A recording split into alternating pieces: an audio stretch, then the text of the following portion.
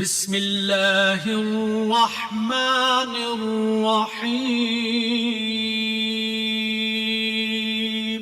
ان الحمد للہ نحمده ونستعینه ونستغفره ونعوذ باللہ من شرور انفسنا ومن سیئات اعمالنا من يهده الله فلا مضل له ومن يضلله فلا هادي له وأشهد أن لا إله إلا الله وحده لا شريك له وأشهد أن محمدا عبده ورسوله يا أيها الذين آمنوا اتقوا الله حق تقاته ولا تموتن إلا وأنتم مسلمون يا أيها الناس اتقوا ربكم الذي خلقكم من نفس واحدة وخلق منها زوجها وبث منهما رجالا كثيرا ونساء واتقوا الله الذي تساءلون به والأرحام إن الله كان عليكم رقيبا يا أيها الذين آمنوا اتقوا الله وقولوا قولا سديدا يصلح لكم أعمالكم ويغفر لكم ذنوبكم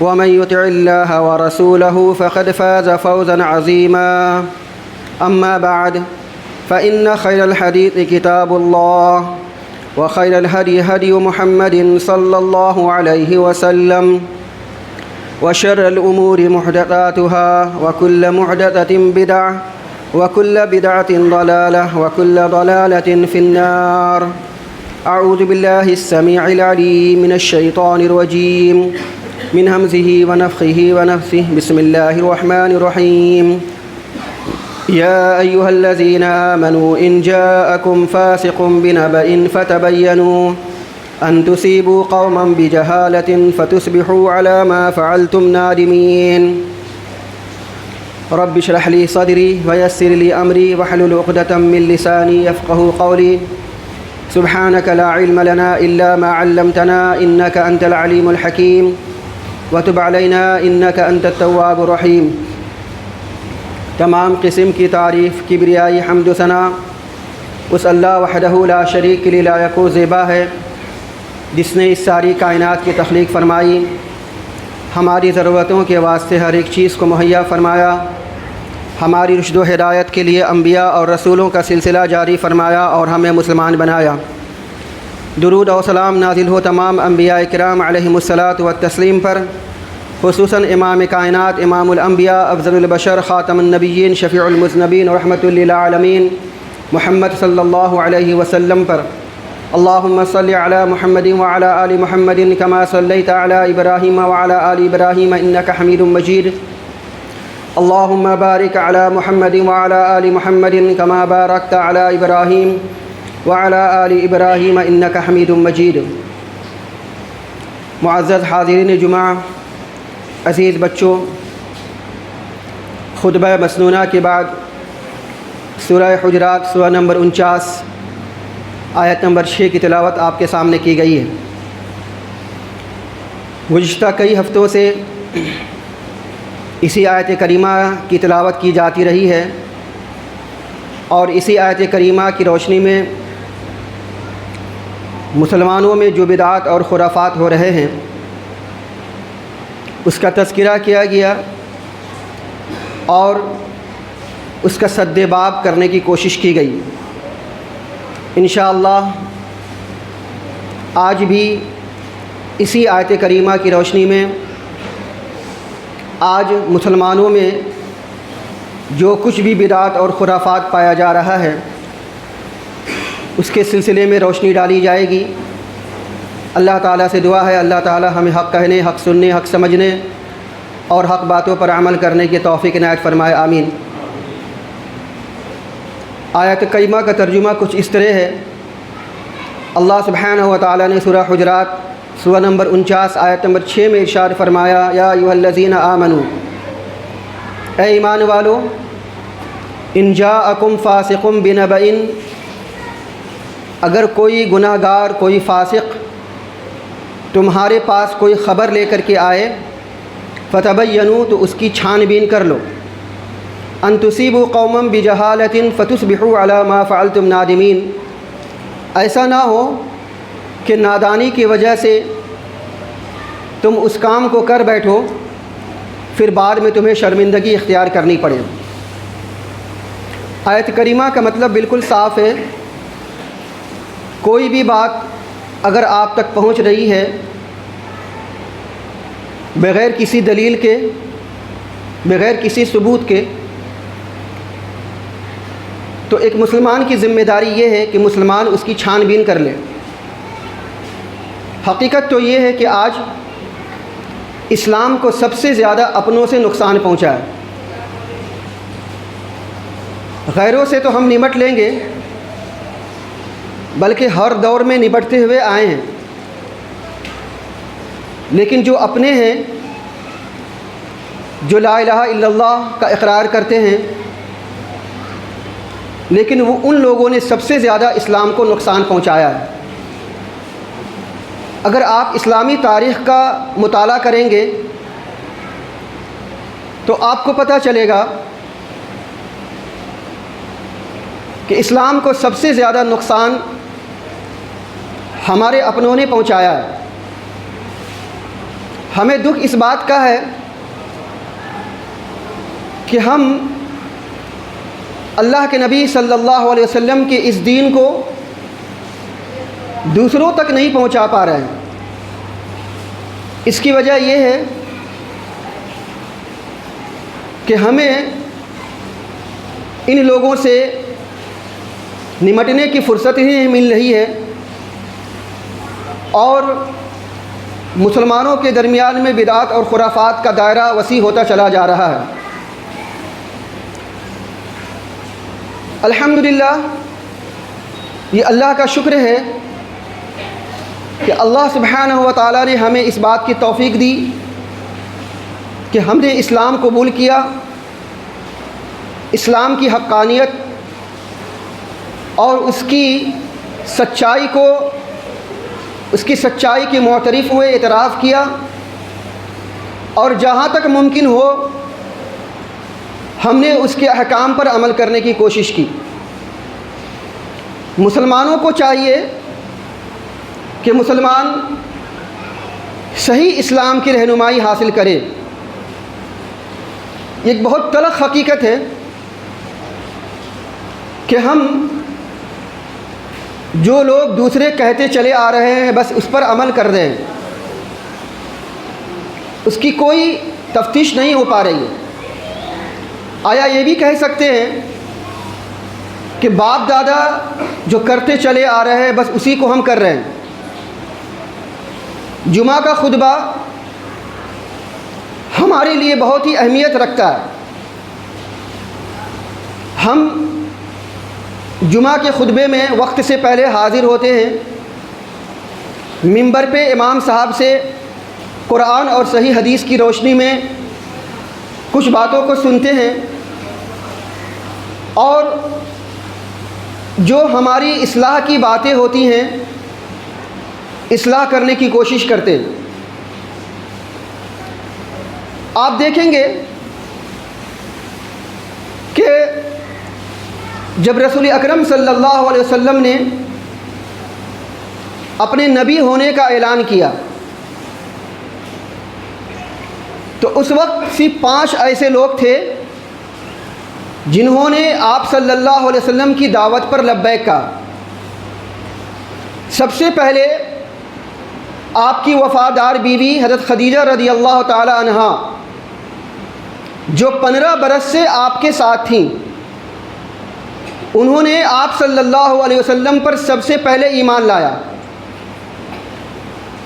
اس کے بعد حضرت ابوبکر صدیق رضی اللہ تعالیٰ عنہ ایمان لائے.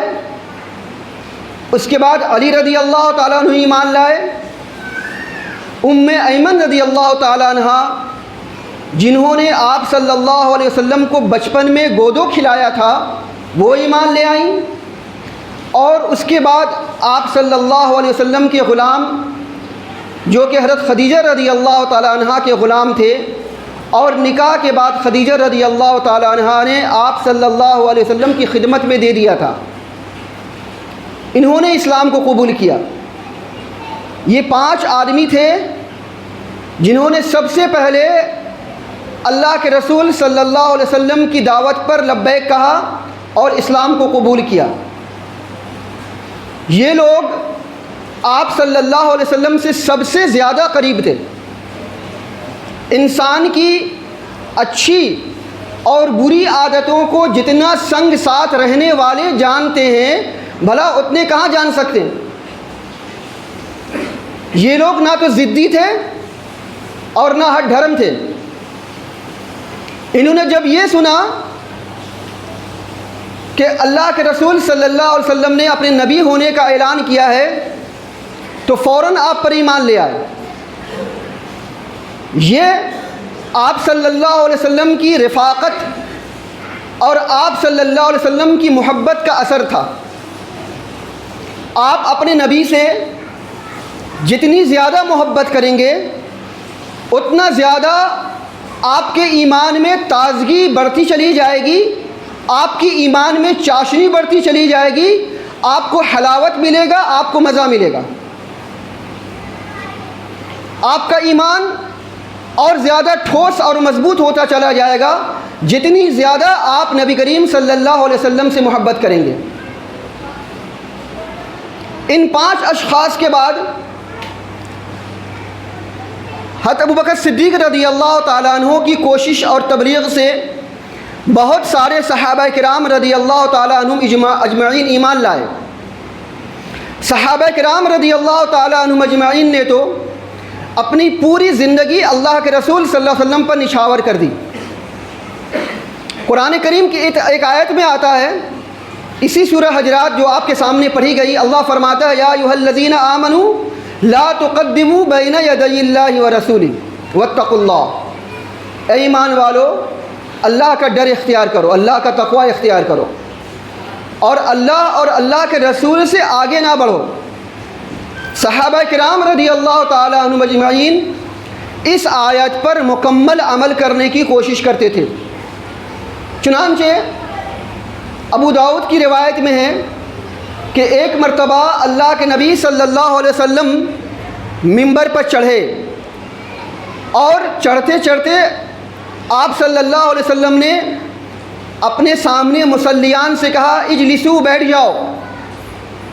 عبداللہ ابن مسعود رضی اللہ تعالیٰ عنہ ابھی مسجد کے دروازے پر ہی تھے کہ ان کے کان میں آواز پہنچی، اللہ کے رسول صلی اللہ علیہ وسلم فرما رہے ہیں بیٹھ جاؤ۔ عبداللہ ابن مسعود رضی اللہ تعالیٰ عنہ بس وہیں پہ بیٹھ گئے۔ اللہ کے نبی صلی اللہ علیہ وسلم نے جب عبداللہ ابن مسعود رضی اللہ تعالیٰ عنہ کو دیکھا کہ دروازے پر بیٹھ گئے ہیں تو کہا کہ عبداللہ آگے آؤ۔ تو آپ اس واقعے سے سمجھ سکتے ہیں کہ صحابہ کرام رضی اللہ تعالیٰ عنہم اجمعین اللہ اور اللہ کے رسول سے ایک ذرہ برابر بھی اپنے قدم کو آگے نہیں بڑھاتے تھے۔ یہی ایمان ہے، یہی حقیقی معنوں میں ایمان ہے۔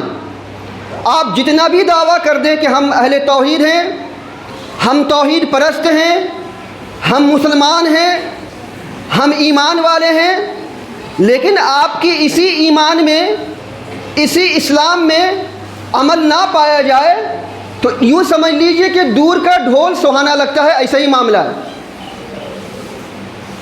کوئی حقیقت نہیں ہے۔ صحیح بخاری کی ایک روایت میں آتا ہے، اللہ کے رسول صلی اللہ علیہ وسلم ایک مرتبہ خطبہ دے رہے تھے۔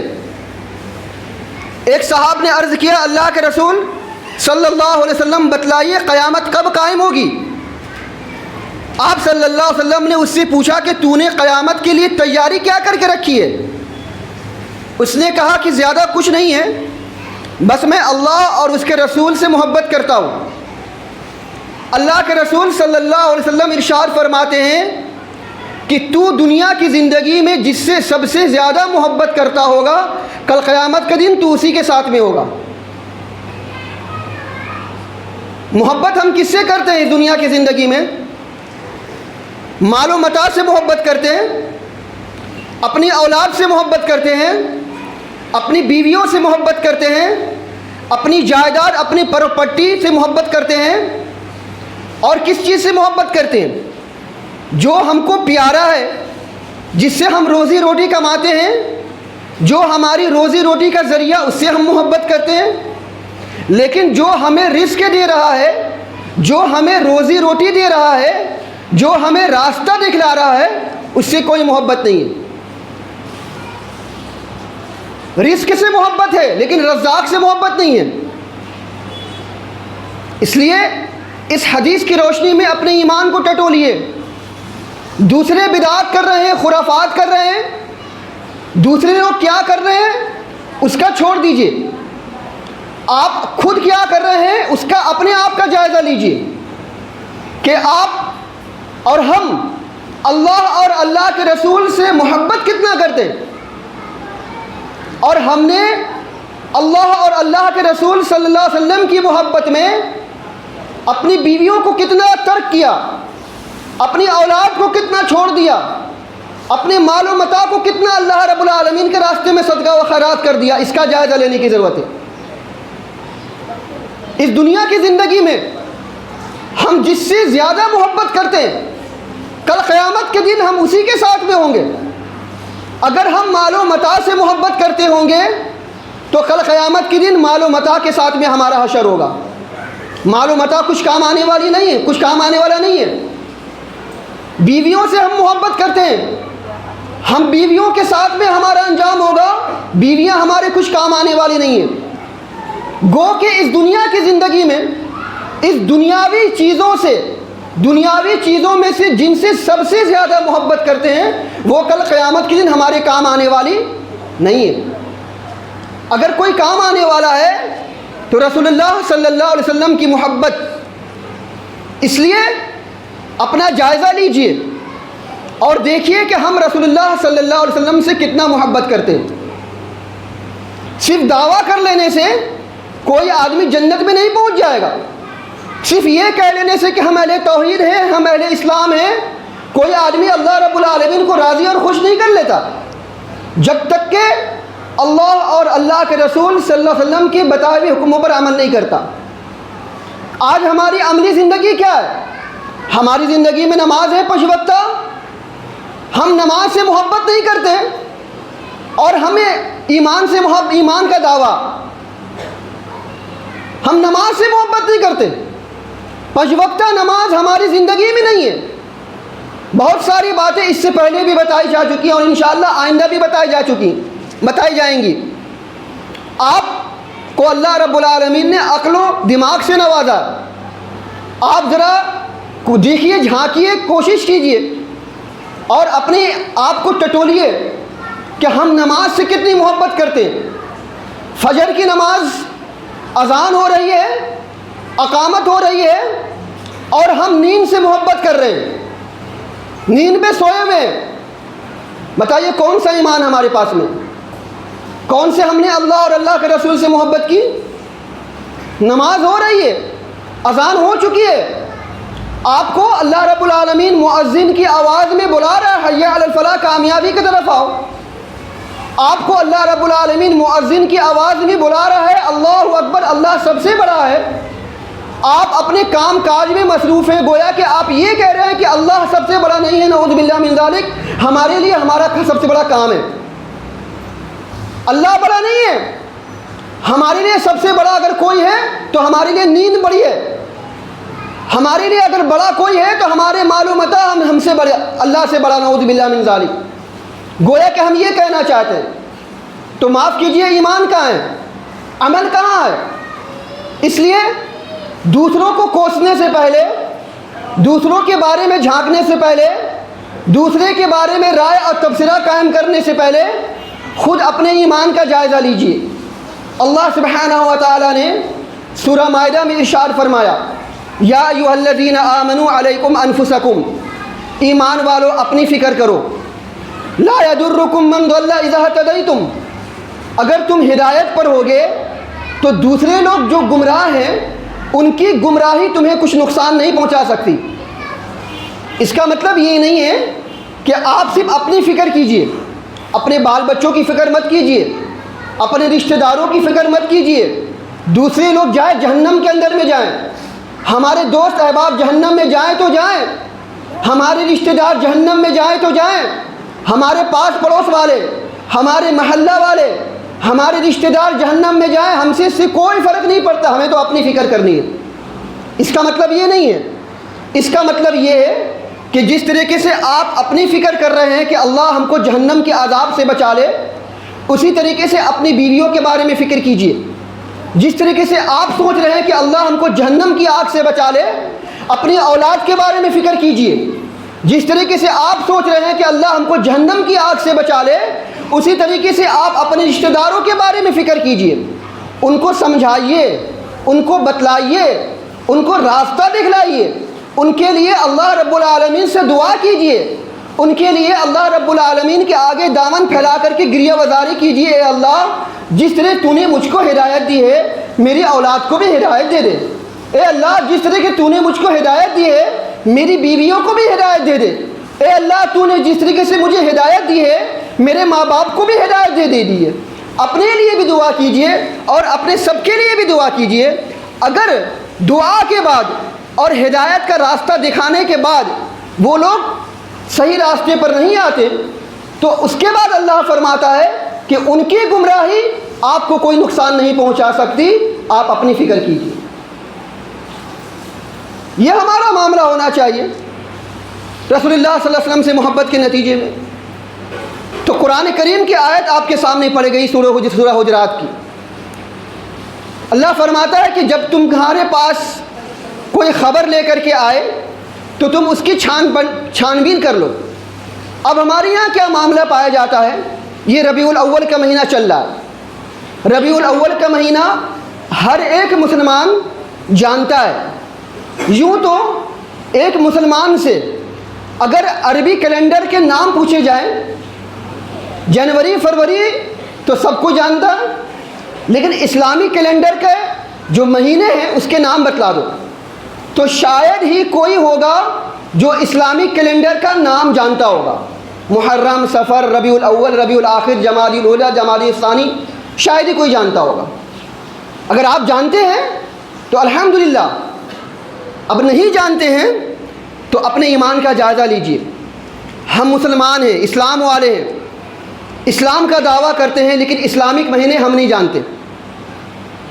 ہمیں نہیں پتہ، جنوری فروری پتہ، محرم، صفر، ربیع الاول نہیں پتہ. ہاں، رمضان کا مہینہ آتا ہے تو رمضان پتہ ہے. کچھ لوگوں کو پتہ ہے کہ محرم کے رمضان کے بعد شوال کا مہینہ آتا ہے جس میں عید الفطر ہوتی ہے. ذی الحجہ کے بارے میں پتہ ہوگی. اور اسی طریقے سے یہ ربیع الاول کا مہینہ چل رہا ہے. جو لوگ رجب میں نیاز فاتحہ کرواتے ہیں ان کو ٹھیک پتہ ہے کہ رجب کا مہینہ جیسے آئے گا اور 22-23 کی رجب شروع ہوگی اور ان کی یہاں نیاز فاتحہ کا دور شروع ہو جائے گا. شعبان کا مہینہ ٹھیک پتہ ہے کہ شعبان کا مہینہ آئے گا، 15ویں شعبان آئے گی تو اس تاریخ کو حلوہ پکانا ہے، قبرستان جانا ہے، بدعات و خرافات کرنی وغیرہ وغیرہ. تو مہینے کو لوگ بدعات و خرافات کے نام سے ٹھیک جانتے ہیں، لیکن ایسے شاید ہی کوئی جانتا ہوگا. تو اس لیے اعمال کا جائزہ لیجئے. اسلام، ہم مسلمان ہیں تو اسلامک کیلنڈر کی جو تاریخیں ہیں، جو مہینے ہیں، ان کے نام اچھی طریقے سے آپ یاد کر لیجئے. تو ربیع الاول کا مہینہ کا معاملہ یہ ہے کہ ربیع الاول کے مہینے کو ہر کوئی جانتا ہے، اور جانتا اس وجہ سے ہے کہ اس مہینے میں رسول اکرم صلی اللہ علیہ وسلم کی ولادت باسعادت ہوئی. آپ صلی اللہ علیہ وسلم پیدا ہوئے. اس میں کوئی دو رائے نہیں ہے کہ آپ صلی اللہ علیہ وسلم کی پیدائش ربیع الاول کے مہینے میں ہوئی، لیکن کس تاریخ کو ہوئی، تاریخ کے سلسلے میں لوگوں کا اختلاف ہے. صحیح بات جو بتلائی گئی وہ یہ کہ آپ صلی اللہ علیہ وسلم کی پیدائش 9 ربیع الاول کو ہوئی. 9 ربیع الاول کو تحقیق کے مطابق آپ صلی اللہ علیہ وسلم کی پیدائش 9 ربیع الاول کو ہوئی. اور اس میں تقریباً تمام لوگوں کا اتفاق ہے کہ آپ صلی اللہ علیہ وسلم کی وفات 12 ربیع الاول کو ہوئی. ایک بات. دوسری بات آپ یہ جان لیجئے کہ صحیح مسلم اور مسند احمد کی روایت میں آتا ہے کہ رسول اکرم صلی اللہ علیہ وسلم کی پیدائش سوموار کے دن ہوئی. سوموار کے دن آپ صلی اللہ علیہ وسلم نبی بنائے گئے. سوموار کے دن ہی آپ صلی اللہ علیہ وسلم کا انتقال ہوا. سوموار کے دن آپ صلی اللہ علیہ وسلم مکہ سے مدینہ ہجرت کر کے پہنچے. تو سوموار کی تاریخ کے سلسلے میں احادیث جو کہ صحیحہ ہیں کہ آپ صلی اللہ علیہ وسلم کی پیدائش ہوئی، آپ صلی اللہ علیہ وسلم نبی بنائے گئے، آپ صلی اللہ علیہ وسلم مدینہ سے مدینہ ہجرت کر کے پہنچے، اور آپ صلی اللہ علیہ وسلم کی جو وفات ہوئی ہے یہ سوموار کے دن ہوئی ہے. سوموار کے دن ہوئی ہے۔ اس کے علاوہ اہل بدعات کے یہاں جو بدعات اور خرافات پایا جاتا ہے 12 ربیع الاول کے تاریخ کے تعلق سے، اللہ کی پناہ اگر آپ ان کو کچھ بتلانے جائیں، کچھ سمجھانے جائیں، کچھ کہنے کے لیے جائیں تو یہ کہا جائے گا کہ وہ پکا وہابی ہے، فوراً پکا وہابی کا ٹائٹل لقب دے دیا جاتا ہے، اور باقاعدہ یہ اشعار لوگوں میں بتائے جاتے ہیں، پڑھائے جاتے ہیں، سنائے جاتے ہیں کہ ساری دنیا میں دھوم منائی جا رہی ہے سوائے ابلیس کے۔ یعنی ابلیس دھوم نہیں منا رہا، ابلیس کو بہت غم ہے، بہت فکر ہے، بہت ٹینشن میں ہے ابلیس، بہت اس کو تکلیف ہو رہی ہے۔ تو گویا کہ وہابیوں کو، اہل حدیث کو یہ کہا جاتا ہے کہ وہابی تکلیف میں۔ آج کا دن خوشی کا دن ہے، وہابی ابلیس کے راستے پر چل رہا ہے، اس کو بڑی تکلیف ہے، یہ بہت رنجیدہ ہے، بہت غمزدہ ہے، بہت غمزدہ ہے۔ صحیح معنوں میں کیا ہے؟ صحیح اگر حقیقت معنوں میں دیکھی جائے تو آج سے جو لوگ یہاں پر ہیں موجود، جو ابھی 10 سال کے، 12 سال کے، 15 سال کے یا 20 سال کے جو ہمارے نوجوان ہیں، ان کو چھوڑ دیجئے۔ جن کی عمر 35 سال، 40 سال یا 35 سال ہو رہی ہوگی، وہ جانتے ہوں گے کہ آج سے تقریباً 30، 32 سال، 35 سال پہلے کیلنڈر میں لکھ کر کے آتا تھا 12 وفات، 12 ربیع الاول کو لکھ کر کے آتا تھا 12 وفات، یعنی اس دن کو آپ صلی اللہ علیہ وسلم کی وفات ہوئی۔ پھر 12 وفات بن گیا 12 ربیع الاول، پھر 12 ربیع الاول بن گیا عید میلاد النبی، اب عید میلاد النبی سے بن گیا ماہ نور، اور اس کے بعد آگے جانے اللہ جانے کیا کیا نام اس کا رکھا جائے گا۔ تو پہلے کے کیلنڈر میں 12 وفات مانی جاتی تھی، یعنی آپ صلی اللہ علیہ وسلم کی وفات 12 تاریخ کو ہوئی۔ صحابہ کرام رضی اللہ تعالی عنہم اجمعین 12 ربیع الاول کے سلسلے میں ان کا موقف کیا تھا، ان کا معاملہ کیا تھا، آپ حدیثوں کے اندر میں اندازہ لگا لیجئے۔ صحیح بخاری وغیرہ کی روایت میں آتا ہے۔ ایک بات جان لیجئے کہ اگر اللہ سبحانہ و تعالی نے اگر ہمیں توفیق دی اور ہم نے اپنے نبی کو پہچانا، یا مان لیجئے کہ ہم نے اپنے نبی کو نہیں پہچانا اس دنیا کی زندگی میں، تو ہم سے قبر میں سوال کیا جائے گا نبی کریم صلی اللہ علیہ وسلم کے تعلق سے۔ ایک بات جان لیجئے کہ برا بن عازب رضی اللہ تعالیٰ عنہ فرماتے ہیں، صحیح بخاری کی حدیث ہے، کہ جب رسول اللہ صلی اللہ علیہ وسلم مکہ سے مدینہ ہجرت کر کے پہنچے تو فرماتے ہیں کہ میں نے مدینہ والوں کو کسی چیز پر اتنا خوش نہیں دیکھا جتنا میں نے انہیں آپ صلی اللہ علیہ وسلم کی آمد پر دیکھا۔ مطلب مدینہ والے سب سے زیادہ خوش، اس سے پہلے مدینہ والے کبھی اتنا خوش نہیں ہوئے تھے اور نہ آج سے زیادہ کبھی خوش ہوئے۔ اللہ کے رسول صلی اللہ علیہ وسلم مکہ سے مدینہ پہنچے اور باقاعدہ بچے اور بچیاں یہ کہہ رہی ھذا رسول اللہ صلی اللہ علیہ وسلم قد جاء، رسول اکرم صلی اللہ علیہ وسلم ہمارے درمیان تشریف لائے۔ بچے اور بچیاں یہ کہتی پھر رہی تھیں اتنا خوشی سے۔ اور روایت کے اندر میں آتا ہے، انس بن مالک رضی اللہ تعالیٰ عنہ فرماتے ہیں، جامع ترمذی کی روایت، سنن دارمی کی روایت، مسند احمد کی روایت، اور اسی طریقے سے اور بھی روایتیں جو کہ صحیح درجے کی روایت ہے، کہ انس بن مالک رضی اللہ تعالیٰ عنہ فرماتے ہیں جب اللہ کے رسول صلی اللہ علیہ وسلم مدینہ تشریف لائے تو حبشیوں نے آپ صلی اللہ علیہ وسلم کی آمد پر اپنے نیزوں کا کھیل پیش کیا، گویا کہ آپ صلی اللہ علیہ وسلم کو پروٹوکول دی گئی، آپ صلی اللہ علیہ وسلم کو عزت بخشی گئی۔ آپ صلی اللہ علیہ وسلم کی آمد پر اتنا مدینہ والے خوش ہوئے کہ آپ صلی اللہ علیہ وسلم کی آمد پر حبشیوں نے نیزوں کا کھیل پیش کیا۔ اور فرماتے ہیں انس بن مالک رضی اللہ تعالیٰ عنہ کہ جس دن اللہ کے رسول صلی اللہ علیہ وسلم مکہ سے مدینہ تشریف لائے، میں نے اس دن سے زیادہ حسین دن اور اس دن سے زیادہ روشن دن کوئی دن نہیں دیکھا۔ وہ سب سے زیادہ حسین دن تھا، سب سے زیادہ روشن دن تھا، سب سے بہترین دن تھا۔ اگر خوشی منانی ہوتی صحابہ کرام رضی اللہ تعالیٰ عنہم مجمعین کو، تو آپ صلی اللہ علیہ وسلم کی آمد پر ہر سال خوشی مناتے، ہر سال خوشی مناتے، اس خوشی کو یاد کرتے کہ آج کی تاریخ میں ہمارے درمیان اللہ کے رسول صلی اللہ علیہ وسلم تشریف لائے، لیکن معاف کیجیے کسی بھی حدیث کے اندر میں، کسی بھی سیرت کے اندر میں، کسی بھی تاریخ میں یہ نہیں ملتا کہ صحابہ کرام رضی اللہ تعالیٰ عنہم مجمعین نے اللہ کے رسول صلی اللہ علیہ وسلم کی آمد پر، مدینہ آمد پر کبھی خوشی منائی ہو۔ اس سال کے بعد کسی سال بھی صحابہ نے خوشیاں نہیں منائی۔ ابو بکر صدیق رضی اللہ تعالیٰ عنہ کا معاملہ دیکھ لیجئے، اسی طریقے سے اور بھی ائمہ کا معاملہ دیکھ لیجئے، کسی کے اندر بھی یہ چیز نہیں ملتی۔ آپ کس چیز کے دعوے دار ہیں؟ ہم امام اعظم ابو حنیفہ رحمۃ اللہ علیہ کے مقلد ہیں، ان کے ماننے والے ہیں، ان کی اتباع اور پیروی کرنے والے۔ آپ کیسے مقلد ہیں؟ امام اعظم، آپ کے امام اعظم ابو حنیفہ رحمۃ اللہ علیہ کے نزدیک نہ تو عید میلاد النبی کا کوئی وجود، نہ تو ان کا کوئی قول ملتا، نہ تو ان کا کوئی عمل ملتا، اور کسی کونے میں ان کی کوئی بات نہیں ملتی ہے۔ کیسے آپ مقلد ہیں؟ آپ اپنے امام کی بات نہیں مانتے۔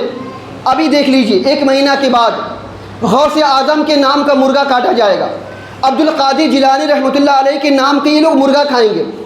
عبد القادر جیلانی رحمۃ اللہ علیہ کے کسی بھی عمل سے، کسی بھی فرمان سے، کسی بھی قول سے یہ نہیں ملتا کہ اللہ کے رسول صلی اللہ علیہ وسلم کی آمد پر خوشی منائی جائے یا آپ صلی اللہ علیہ وسلم کی ولادت باسارت منائی جائے۔ کسی بھی عمل سے، کسی بھی قول سے نہیں ملتا۔ تو کیسے یہ لوگ مقلد ہیں اور کیسے یہ لوگ ان کی اتباع اور پیروی کرنے والے ہیں کہ ان کی بھی بات نہیں مانتے اور اللہ کے رسول صلی اللہ علیہ وسلم کی عید میلاد النبی مناتے۔ ایک بات انس بن مالک رضی اللہ تعالیٰ عنہ کیا فرماتے ہیں؟ انس بن مالک رضی اللہ عنہ فرماتے ہیں کہ جس دن اللہ کے رسول صلی اللہ علیہ وسلم کی وفات ہوئی، اس دن سے زیادہ قبیح اور اس دن سے تاریک دن ہم نے کوئی دن نہیں دیکھا۔ یعنی سب سے زیادہ غمناک دن، سب سے زیادہ تاریک دن اگر ہمارے لیے کوئی دن تھا تو وہ رسول اکرم صلی اللہ علیہ وسلم کی وفات کا دن تھا۔ انس بن مالک رضی اللہ تعالیٰ عنہ فرماتے ہیں کہ ہم رسول اکرم صلی اللہ علیہ وسلم کو دفن کرنے میں مصروف تھے کہ ہم نے اپنے دلوں کو اجنبی پایا کہ آج ہمارے درمیان سے دنیا کا سب سے بہترین انسان، دنیا کا سب سے بڑا ہادی رسول اکرم صلی اللہ علیہ وسلم ہم سے جدا ہو گیا۔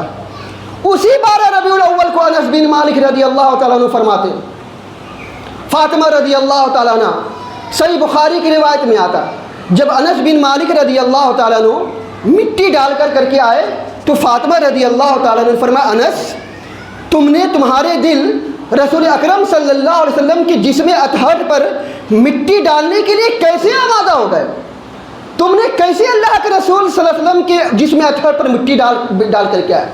حالانکہ یہ تو حقیقت ہے کہ اللہ کے رسول صلی اللہ علیہ وسلم کی جسم اطہر پر مٹی ڈالی گئی ہے، لیکن فاطمہ رضی اللہ تعالیٰ عنہ کا درد اور ان کا کرب اسی 12 ربیع الاول کو، جس دن کو یہ لوگ خوشیاں مناتے ہیں اور کہتے ہیں کہ ابلیس اس دن سب سے زیادہ غمزدہ تھا۔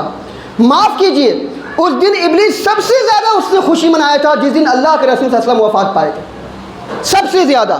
اور قرآن کریم کی آیت ہے، اللہ کے رسول صلی اللہ سبحانہ و تعالیٰ ارشاد فرماتا ہے کہ ان یہودیوں کو بہت زیادہ خوشی ملتی ہے جب آپ کو کوئی تکلیف پہنچتی ہے، جب آپ صحابہ کو، آپ صلی اللہ علیہ وسلم کے صحابہ کو کوئی تکلیف پہنچتی ہے تو ان یہودیوں کو سب سے زیادہ خوشی ملتی ہے۔ آج صحابہ کرام رضی اللہ تعالیٰ عنہ مجمعین رو رہے ہیں، آج صحابہ کرام رضی اللہ تعالیٰ عنہ مجمعین تکلیف میں ہیں، اور یہ صاحب یہودیہ کیا منا رہے ہوں گے؟ خوشیاں نہیں منا رہے ہوں گے۔ تو خوشیوں کے راستے پہ کون چل رہا ہے؟ کون ابلیسیت کے راستے پہ چل رہا ہے؟ کون خوشیاں اور جشن منا رہا ہے؟ معاف کیجئے گا، یہ بہت غلط حقیقت ہے۔ حقیقت یہ ہے کہ ہم نے اللہ کے رسول صلی اللہ علیہ وسلم کے احکام اور فرامین کو فراموش کر دیا۔ آپ سے پوچھا جائے گا قبر کے اندر میں، قبر میں 3 سوال کیے جائیں گے، من نبیوں کا، بتا تیرا رسول کون ہے؟ کیا جواب دو گے؟ پتی پتی کل کل یا رسول یا رسول۔ ہم ڈنمارک میں نبی کریم صلی اللہ علیہ وسلم کے کارٹون بنائے جاتے پوری دنیا عالمی اسلام کی پورے عالم اسلام اضطراب میں آ جاتا، پوری اسلامی دنیا تکلیف میں آ جاتی، پوری اسلامی دنیا چیخنے چلانے لگتی ہے، اور یہاں گلی میں نکڑ پہ پتی پتی کول کول یا رسول نبی کریم صلی اللہ علیہ وسلم کو نعرہ بنا دیا گیا ہے، کوئی کچھ کہنے والا نہیں، کوئی کہنے والا نہیں ہے، کوئی سننے والا نہیں ہے۔ نعوذ باللہ من ذالک، رسول اکرم صلی اللہ علیہ وسلم کو ہم نے کس مقام پہ لا کر کے کھڑا کیا ہے، آپ اس سے اندازہ لگا لیجیے۔ تو صحابہ کرام رضی اللہ تعالیٰ عنہ ان کی یہ وہ دن تھے، وہ تاریخ تھی۔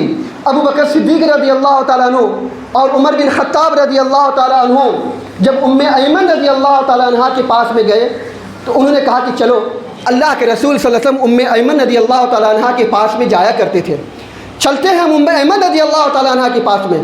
جب ایمن رضی اللہ تعالیٰ عنہ کے پاس میں گئے تو ایمن رضی اللہ تعالیٰ عنہ رونے لگی اور پوچھا ابو بکر صدیق رضی اللہ تعالیٰ عنہ نے، آپ کیوں رہی ہیں؟ آپ تو جانتی ہیں کہ اللہ کے رسول صلی اللہ علیہ وسلم کو کیا مقام و مرتبہ ملا۔ انہوں نے کہا کہ مجھے نہیں پتا اللہ کے رسول صلی اللہ علیہ وسلم کو کیا مقام و مرتبہ دیا گیا ہے، لیکن میں اتنا جانتی ہوں کہ اللہ کے رسول صلی اللہ علیہ وسلم پر جو وحی آتی تھی وہ آنا بن ہو گیا۔ اس کے بعد ایمن رضی اللہ تعالیٰ عنہ دہاڑے مار کر کے رونے لگی، اور ابو بکر صدیق رضی اللہ تعالیٰ عنہ اور عمر بن خطاب رضی اللہ عنہ رونے لگے۔ یہ وہ دن تھا کہ جس دن حضرت عائشہ رضی اللہ تعالیٰ عنہ مسند احمد کے حسن درجی کی روایت میں آتا ہے کہ اپنے ہاتھوں کو چہرے پہ مارتی تھی، رونے والیوں کے ساتھ میں رویا کرتی تھی کہ اللہ کے رسول صلی اللہ علیہ وسلم ہمارا شوہر اس جوانی کے عالم میں چلا گیا، اس جوانی کے عالم میں ہم سے گزر گیا۔ تو صحابہ کرام رضی اللہ تعالیٰ عنہ مجمعین کا یہ معمول تھا۔ معاف کیجئے گا، ہم سلف صالحین، ہم اہل حدیث کا یہ معاملہ نہیں ہے، یہ ہمارا یہ طریقہ نہیں، یہ ہمارا طریقہ کار نہیں ہے کہ ہم کسی کی وفات پر 3 دن سے زیادہ غم منائیں۔ ہمیں رسول اکرم صلی اللہ علیہ وسلم نے نہیں فرمایا کہ آپ غم مناؤ 3 دن سے زیادہ، لیکن ہمیں بتلانا ہے کہ جس تاریخ کو خوشیاں منائی جاتی، حالانکہ وہ دن تو اللہ کے رسول صلی اللہ علیہ وسلم کی پیدائش کا دن ہی نہیں تھا، پیدائش کا دن نہیں تھا۔ اگر آپ کو اللہ کے رسول صلی اللہ علیہ وسلم کی پیدائش منانی ہوتی تھی تو سوموار کو منایا جانا ہوتا تھا، لیکن کسی صحابہ سے، کسی تابعین سے، کسی تابعین سے سوموار کے دن بھی خوشی منانا ثابت نہیں ہے۔ ایک بات اور بھی جان لیجئے کہ ہمارے یہاں یہ معاملہ پایا جاتا ہے کہ ہمارے یہاں خوشیوں کا تصور اللہ رب العالمین کی اطاعت و فرما برداری ہے۔ وقت تھوڑا زیادہ ہو رہا ہے لیکن میں آپ سے وقت لینا چاہتا ہوں، معاف کیجیے گا، کہ ہمارے یہاں خوشی کا تصور یہ نہیں ہے کہ ہم ڈھڈورا پیٹیں، ہمارے یہاں خوشی کا تصور یہ نہیں ہے کہ ہم جشن منائیں، ہمارے یہاں خوشی کا تصور یہ ہے کہ ہم اللہ رب العالمین کی اطاعت و فرما برداری کریں۔ موسیٰ علیہ الصلوۃ والتسلیم نے اللہ رب العالمین کی اطاعت و فرما برداری کی، نبی کریم صلی اللہ علیہ وسلم نے اطاعت و فرما برداری کی۔ آپ صلی اللہ علیہ وسلم سوموار کو روزہ رکھا کرتے تھے۔ پوچھا گیا کہ آپ سوموار کو روزہ کیوں رکھتے ہیں؟ آپ صلی اللہ علیہ وسلم نے فرمایا فیہ ولدت وفیہ انزل علیہ، کہ اس دن میں پیدا ہوا اور اسی دن میں نبی بنایا گیا۔ لیکن عام صحابہ کرام رضی اللہ تعالی مجمعین اللہ کے رسول صلی اللہ علیہ وسلم کی ولادت کی خوشی میں سوموار کو روزہ نہیں رکھتے تھے، اور نہ خود اللہ کے رسول صلی اللہ علیہ وسلم سوموار کو روزہ اپنی ولادت کی خوشی میں رکھا کرتے تھے۔ اللہ کے رسول، صحیح بخاری صحیح مسلم کی روایت میں آتا ہے کہ اللہ کے نبی صلی اللہ علیہ وسلم سوموار کو روزہ اس وجہ سے رکھا کرتے تھے کہ اللہ کے نبی صلی اللہ علیہ وسلم فرماتے ہیں کہ چونکہ سوموار کے دن اور جمعرات کے دن یہ اعمال پیش ہوتے ہیں بندوں کے اللہ رب العالمین کے یہاں، تو میں چاہتا ہوں کہ جب میرے اعمال اللہ رب العالمین کی بارگاہ میں پیش ہو تو میں روزے سے ہوں۔ اللہ کے رسول صلی اللہ علیہ وسلم اپنی ولادت کی خوشی میں روزہ نہیں رکھتے تھے، بلکہ اعمال اللہ رب العالمین کے یہاں پیش ہوتے ہیں، اسی وجہ سے اللہ کے رسول صلی اللہ علیہ وسلم روزہ رکھا کرتے تھے۔ معاف کیجیے گا، ہمارے یہاں خوشی کا تصور یہ نہیں ہے کہ جشن منائے جائے، ہمارے یہاں خوشی کا تصور یہ نہیں ہے کہ سڑکوں کو جام کیا جائے۔ وہابی کا چندہ لینا حرام نہیں ہے، وہابی کے گھر کا پانی پینا حرام، وہابی کے گھر کا کھانا حرام، وہابی سے لین دین کرنا حرام۔ ابھی معاف کیجیے، کچھ دن پہلے ایک ویڈیو آیا جس میں باقاعدہ بچوں کو یہ سکھایا جا رہا تھا کہ وہابی کے گھر سے کچھ لینا دینا نہیں ہے، وہابی کے گھر میں رشتہ نہیں کرنا، وہابی کو اگر کوئی سلام کر دے تو نکاح ٹوٹ جاتا، وہابی کے گھر اگر کوئی جنازہ پڑھا دے یا اس کا نکاح پڑھا دے تو اس کا خود کا نکاح ٹوٹ جاتا، یہ معاملہ پایا جاتا ہے۔ لیکن جشن عید میلاد النبی کا چندہ وہابی کا حلال ہے، وہابی کا چندہ، وہابی کے گھر سے چندہ لینا حلال ہے، نہ دے تو وہابی کو گالی دینا، نہ دے تو وہابی کو دھمکی دینا، سب کچھ حرام ہے، لیکن وہابی کا چندہ حلال ہو جاتا۔ اس کا مطلب یہ ہے کہ یہ لوگ اللہ کے رسول صلی اللہ علیہ وسلم سے محبت کے نام پہ نہیں کرتے، یہ سارا کا سارا معاملہ پیٹ کا دھندا چلایا جا رہا ہے کہ اللہ کے رسول صلی اللہ علیہ وسلم جس دن اللہ کے رسول صلی اللہ علیہ وسلم وفات پائے، اللہ کے نبی صلی اللہ علیہ وسلم عائشہ رضی اللہ تعالیٰ عنہ کا معاملہ یہ تھا کہ صفی الرحمن بن مبارک پوری رحمۃ اللہ علیہ لکھتے ہیں الرحیق المختوم میں کہ جس دن اللہ کے رسول صلی اللہ علیہ وسلم کی وفات ہوئی اس رات کو اللہ کے رسول صلی اللہ علیہ وسلم کے گھر میں چراغ جلانے کے لیے تیل نہیں تھا۔ اماں عائشہ رضی اللہ تعالیٰ عنہ پڑوسی کے گھر سے ادھار لے کر کے تیل لے کر کے آئی تھی اور چراغ کو جلایا تھا۔